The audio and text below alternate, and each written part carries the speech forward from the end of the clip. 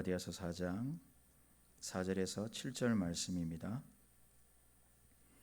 때가 참에 하나님이 그 아들을 보내사 여자에게서 나게 하시고 율법 아래에 나게 하신 것은 율법 아래에 있는 자들을 속량하시고 우리로 아들의 명분을 얻게 하려 하심이라. 너희가 아들이므로 하나님이 그 아들의 영을 우리 마음 가운데 보내사 아빠 아버지라 부르게 하셨느니라. 그러므로 너가 이후로는 종이 아니요 아들이니 아들이면 하나님으로 말미암아 유업을 받을 자니라. 아멘. 영국의 맷 레드먼이라는 사람이 유명한 찬송을 작곡했습니다. 제목이 만가지 이유입니다. 우리에게는 송축해 내 영혼으로 잘 알려져 있습니다. 어느 날 아침 맷 레드먼이 하나님을 찬양할 그 이유를 보게 됩니다. 그 이유가 만가지였어요. 상징적인 숫자죠. 온 세상이 하나님을 찬양할 이유로 가득 찬 것을 깨닫고 그가 그 순간 그 감동으로 만든 것이 만가지 이유. 송축해 내 영혼, 이 찬양입니다. 성도님들은 하나님을 찬양할 이유가 몇 가지가 되십니까? 오늘 몇 가지 이유로 하나님을 노래하고 찬양하며 살아오셨습니까? 제가 오늘 전할 말씀은 만 가지 이유로, 이 만 가지라는 것은 한없는 이유겠죠. 만 가지 이유로 하나님을 찬양하게 하는 세 가지 믿음을 제가 전하려고 합니다. 오늘 제가 전할 이 세 가지 믿음은 신앙의 기둥과 같습니다. 이 기둥이 견고하신 분들은 매일 온 세상이 하나님을 찬양할 이유로 가득하게 보일 것입니다. 오늘 제가 전할 세 가지, 첫 번째는 속량의 믿음입니다. 속량의 믿음. 5절을 보시면 율법 아래에 있는 자들을 속량하시고 라고 말씀하고 있습니다. 속량하시고. 여러분, 하나님은 우리를 속량하셨습니다. 속량이란 값을 지불하여 노예를 되사는 것입니다. 값을 지불하여 노예를 되사는 것을 속량이라고 합니다. 우리는 다 속량받았습니다. 하나님께서 값을 지불하고 우리를, 잃어버렸던 우리를 되사오셨습니다. 속량을 묵상해 보면 우리는 예수 믿기 전에 무거운 이 죄 아래 살아가던 종이었습니다. 이런 유명한 존 버년이 기록한 철로 역정을 보면 그 주인공 크리스찬의 등 뒤에 뭐가 있습니까? 무거운 멍에가 있죠. 그 멍에에서 벗어나고파 그 순례길을 떠나는 그 내용이 바로 이 철로 역정인데, 그 멍에를 벗어나지 못해서 고뇌하고 고통받는 그 크리스찬의 삶을 우리가 그 책을 통해서 볼 수가 있습니다. 마찬가지로 우리가 예수 믿기 전에는 여러분 보이진 않지만 이 죄라는 이 무거운 멍에를 메고 우리는 쉼조차 없이 고통받고 어려움 가운데에 살았습니다. 누가 값을 지불하지 않으면 결코 자유를 누릴 수 없는 존재였습니다. 그런데 하나님께서 우리를 속량하셨어요. 그 말은 우리를 되사오기 위해서 값을 지불하셨어요. 얼마나 지불하셨을까요? 1세기 로마 시대에 노예 몸값을 기록한 자료가 있습니다. 보통 노예들은 500데나리온에서 1500데나리온을 줘야만 사올 수 있었습니다. 여러분, 1데나리온이 노동자 하루 풍사시죠. 그러니까 500에서 1500, 그러니까 1500은 5년치 노동값이라 할 수 있습니다. 그러니까 5년치 일할 수 있는 값을 지불해야만 그 노예를 사올 수가 있습니다. 여자 노예도 값이 있었습니다. 그 기준이 미모였습니다. 미모를 따라서 2000에서 6000데나리온, 또 여러 가지 기능에 따라서 노예값, 몸값이 달랐습니다. 하나님께서 우리를 속량하실 때 얼마를 지불하셨을까요? 여러분, 1500데나리온을 오늘 우리 돈으로 환산하면 한 5억 7천만 원 정도 됩니다. 5억 7천만 원 정도. 하나님께서 우리를 되사오기 위해서 한 6억 정도 지불하셨을까요? 하나님께서 우리를 속량하시기 위해 지불하신 값을 무슨 값이라 합니까? 예수 피값이라, 예수 생명값이라 합니다. 하나님은 우리를 속량하시기 위해 당신의 아들 예수 생명으로 속량값을 지불하시고 우리를 되사셨습니다. 무슨 의미일까요? 우리의 속량은 돈으로 해결할 수 있는 문제가 아닙니다. 우리의 속량은 육신적인 자유도 있지만 영혼의 자유가 있기 때문에 돈으로 해결할 수가 없습니다. 오직 예수 피값으로만 해결할 수 있는 속량의 자유인 것입니다.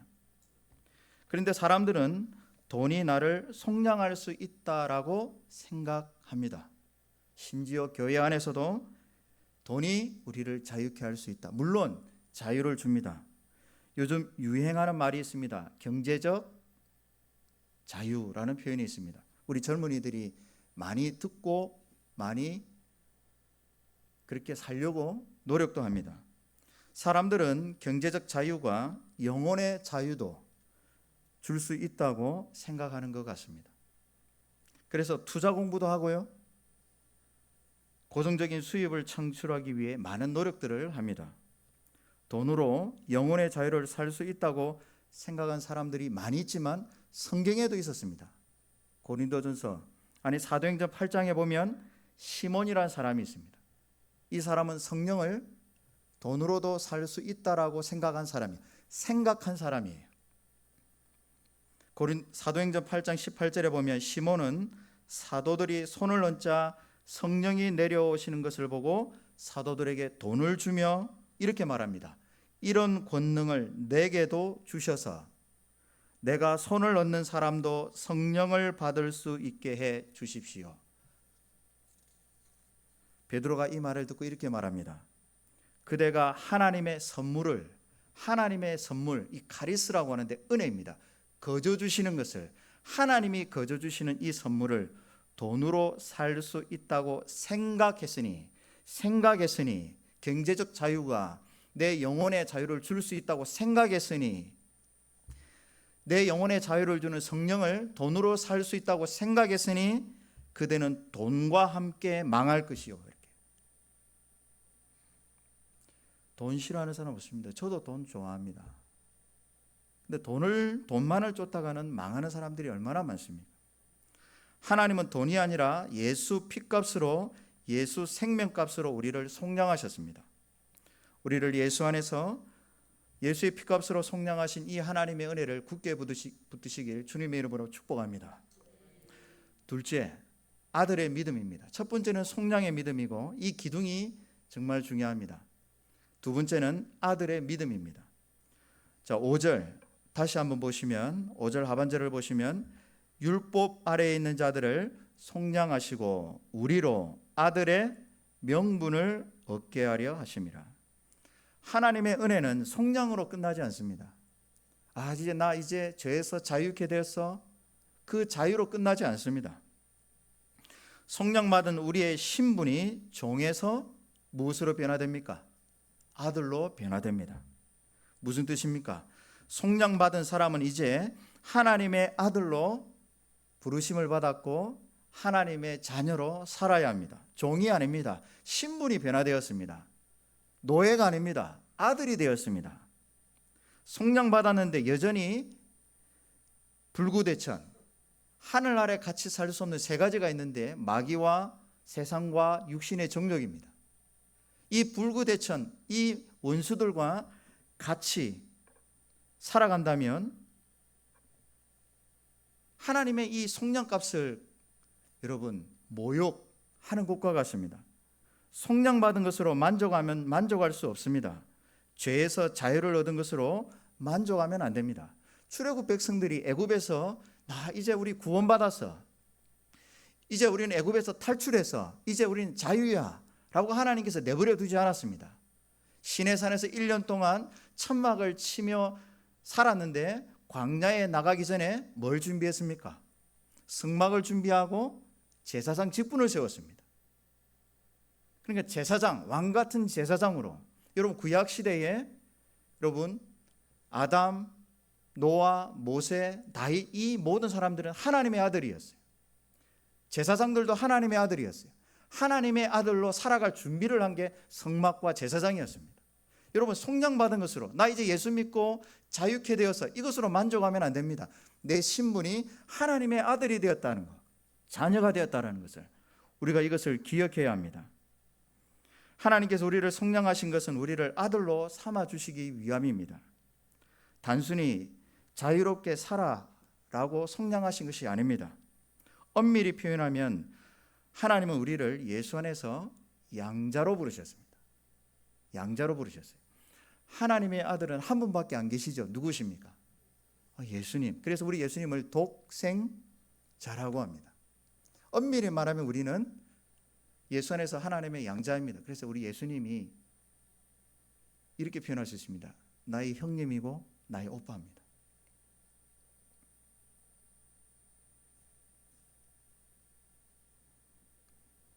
법적으로 양자는 이방에 의하여 자식의 자격을 얻은 사람을 뜻합니다.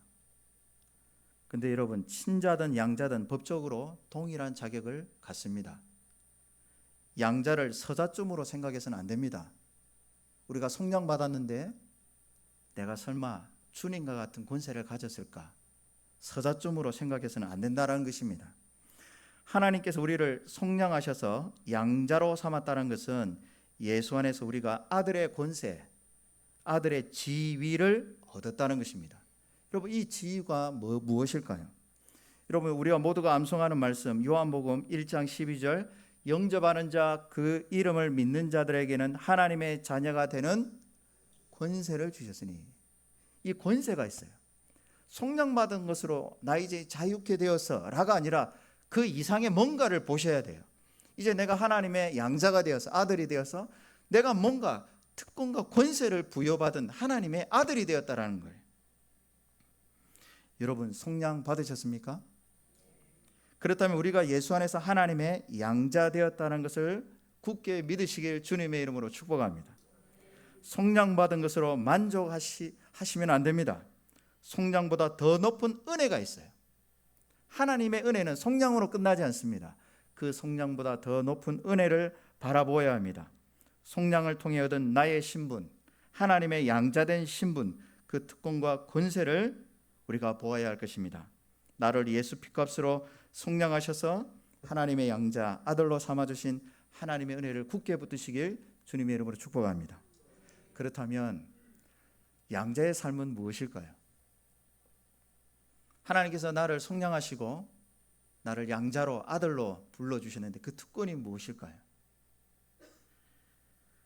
여러분, 쉬운 성경, 오늘 갈라디아서 4장 6절을 제가 이렇게 한번 읽어 봉독하겠습니다. 여러분은 하나님의 자녀입니다. 6절인데요. 그래서 하나님께서 그 아들의 영을 여러분 마음에 보내주셔서 여러분이 하나님을 아버지, 사랑하는 아버지라 부를 수 있게 하셨습니다. 그래서 세 번째, 양자된 믿음은 뭐냐? 양자된 삶은 뭐냐? 하나님을 아버지라 부르는 믿음이에요. 첫 번째, 속량의 믿음. 두 번째는 아들의 믿음. 세 번째는 그 아들의 믿음이 구체적으로 무엇입니까? 하나님을 나의 아버지로 부르는 것입니다. 혹시 하나님을 아버지로 부르는 것이 어색하신 분들 계십니까? 오늘 살아오시면서 3일 동안 하나님을 아버지로 부르셨습니까?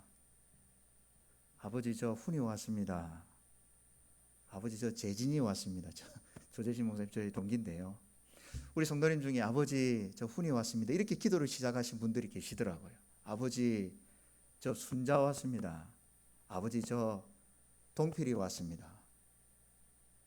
하나님께서 지금 우리에게 듣고 싶은 것은 우리가 그 하나님을 아버지라 부르는 것입니다.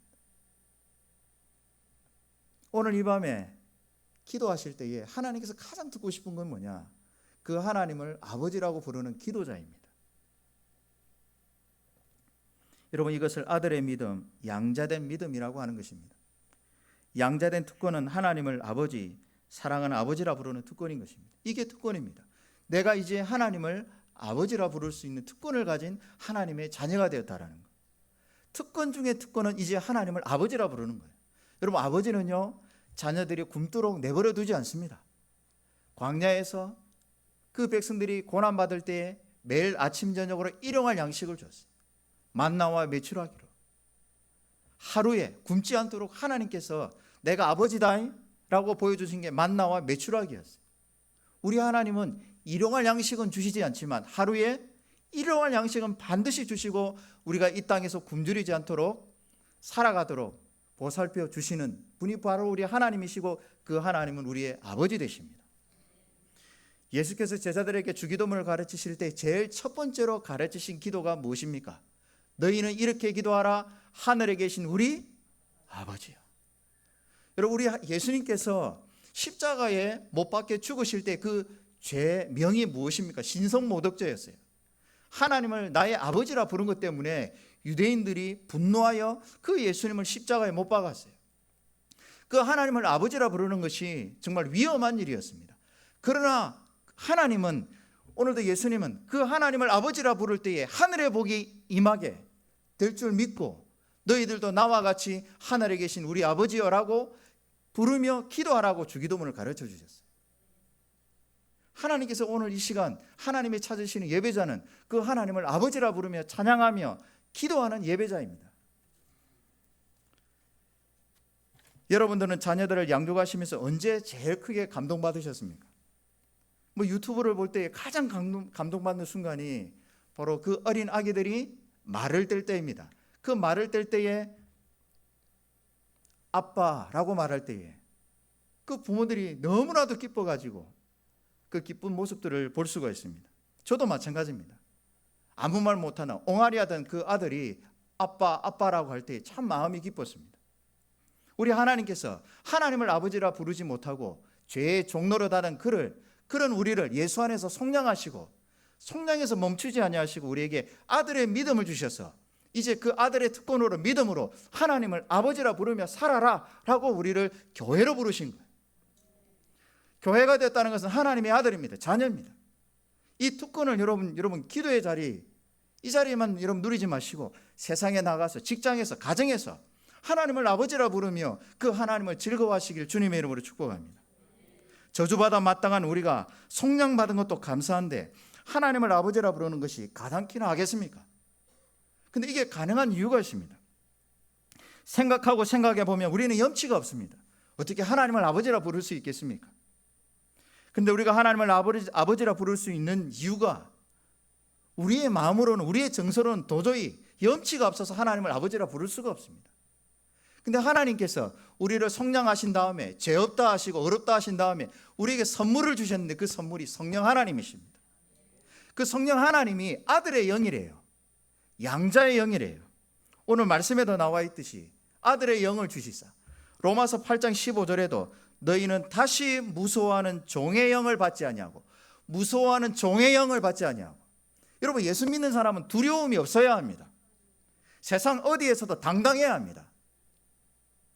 2천만 원짜리 직장에 다니든 1억짜리 직장에 다니든 12평에 살든 30평에 살든 40평에 살든 똑같습니다. 하나님은 나의 아버지시다. 그 하나님은 오늘도 나의 아버지시고 나를 자녀로 삼아주셔서 나를 예수 피값으로 사랑한 만큼 나를 존귀하게 여기시는 우리 아버지시다. 여러분, 우리 이 기쁨을 우리가 어디에서도 누릴 줄 알아야 합니다. 제 아들이 있습니다. 창시고 2학년인데요 3살 때 미국에 잠시 갔습니다. 엄마하고 3주 동안 갔습니다. 제가 몰랐는데 가족들이 떠나고 너무 외롭더라고요.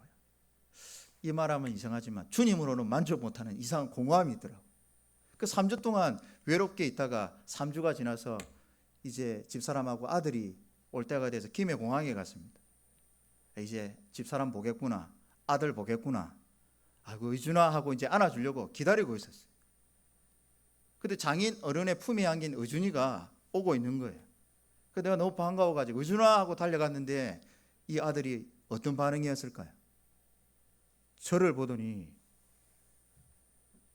울면서 두려워가지고 할아버지 목을 잡고 있는 거예요. 표정이 저 사람 누구야 이거였어요. 3주 안 봤다고 아빠를 몰라봐요. 여러분, 우리가 매일 하나님을 아버지라 부른다는 건 교제한다는 뜻입니다. 그 하나님을 아버지라 부르는 이 기쁨을 여러분 우리가 매일 누려야 되는데 이 기쁨을 잃어버리면요, 하나님을 아버지라 부르는 것이 어색해집니다. 왠지 하나님을 아버지라 부르는 것이 어색해지고 힘들어지고 나중에는 기도의 자리도 찾지 않습니다. 성도 여러분, 매일 하나님을 아버지라 부르며 그 하나님과 교제하시기를 바랍니다. 그리고 우리 안에서 오늘도 우리와 함께 하시는 그 성령 하나님께서 양자의 영으로, 아들의 영으로 염치 없지만 우리의 믿음의 얼굴을 들어 그 하나님을 아버지라 부르도록 격려하고 응원해 주시는 성령 하나님을 사모하시기를 주님의 이름으로 축복합니다. 하나님을 아버지라 부르며 기도하다 보면요, 놀라운 은혜가 임합니다. 물론 하나님과 교제하는 기쁨 그 자체도 영광스럽지만 하나님을 아버지라 부르며 기도하다 보면, 그게 익숙하다 보면 여러분 7절 말씀이 믿어져요. 7절 말씀. 7절이 무엇입니까? 여러분은 이제 뭐가 아닙니까? 종이 아니라 하나님의 자녀입니다. 자녀가 무슨 뜻인 줄 아십니까? 여러분이 하나님의 자녀가 되었으므로 하나님께서 여러분에게 유업을 주실 것입니다. 유업. 여러분 하나님을 아버지라 부르며 기도하다 보면요, 교제하다 보면, 야, 하나님께서 내게 주실 게 있구나. 내가 하나님의 상속자구나. 야, 내가 하나님께 받을 게 있구나.